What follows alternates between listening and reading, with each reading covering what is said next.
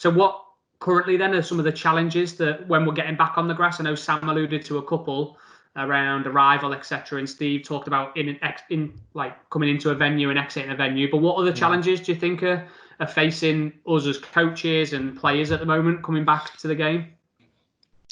Yeah, Andy, look, I think it's a really, really important discussion, and you know, all of us are underpinning safety. I think we also need to consider that perhaps, Andy, you know, some of the real challenges around once we start engaging and connecting. It's a great word. We actually might be reconnecting with our players, our boys and girls.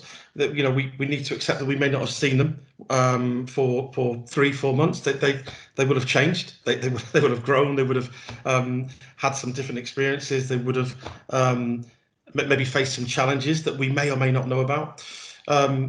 We also need to consider that not every child, not every one of your players may be able to come back. There might be some other reasons for that. How do we involve them? Is you know, can we capture some messages? Can we get some little videos back to the players that can't come?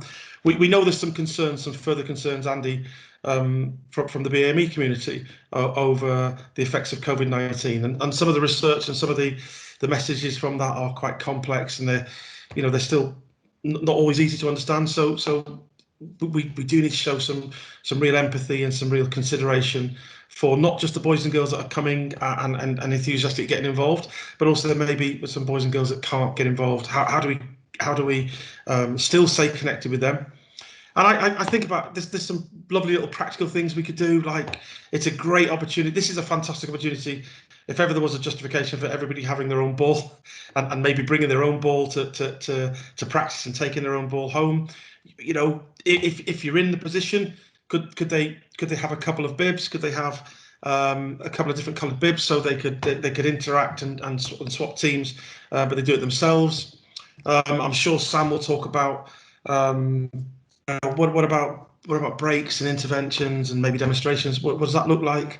So again, you know, safety, but also considerations and that real effort to reconnect with the boys and girls and the players and the coaches and the mums and dads, the families that are there and the carers, and also not forgetting that maybe some people aren't able to fully get back into football yet.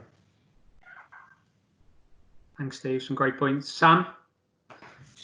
Yeah, I think probably a challenge for some of the coaches is rightly so. We're very much around sort of game based and wanting kids to get in 2v2s, 3v3s, 4v4s, whatever, around this games based learning. And I think it's probably going to be a little bit of an unknown for coaches to go back to some of the individualised stuff. But I think, like what Steve's just said, it's probably an opportunity for us to revisit some of that technical stuff. And again, I think it goes back to planning. So if I look at myself as a coach going back into the 11v11 game soon, we be pretty much planning now for the way we're going to play, formation, that sort of stuff. But the challenges that I've got now is we can't have that many players sort of in at once. So it's how do you challenge yourself as a coach to adapt to that? So we're going to be looking at some sort of small unit work on different nights. So I think as a coach, a challenge will be is how do you engage your players in smaller groups now as individuals. And I think what the FA have released with some of the practical ideas are simple but are really effective, and I think it will challenge coaches on their probably coaching ability. How do you go back to some individual work and really look at some technical work and developing players as individuals?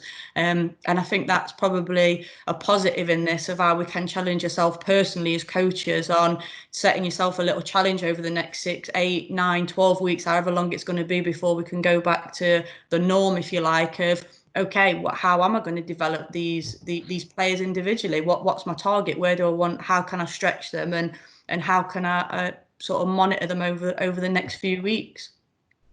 Yeah, and there's a bit of movement in there, isn't there, as well, of going from like one end of the spectrum to the other as well. So from going from that games-based approach right to the opposite end of going, we're going to do some isolated technical work. And even though we're still working on a 5-to-1 ratio, there's probably still an opportunity to do some bits in between as well, isn't there, of developing some of them decision-making skills, because we have got people who can be in the way or blockers, or people who can move in areas that would enhance some of that stuff as well. But it is, yeah, probably an opportunity to really zoom in on some of that.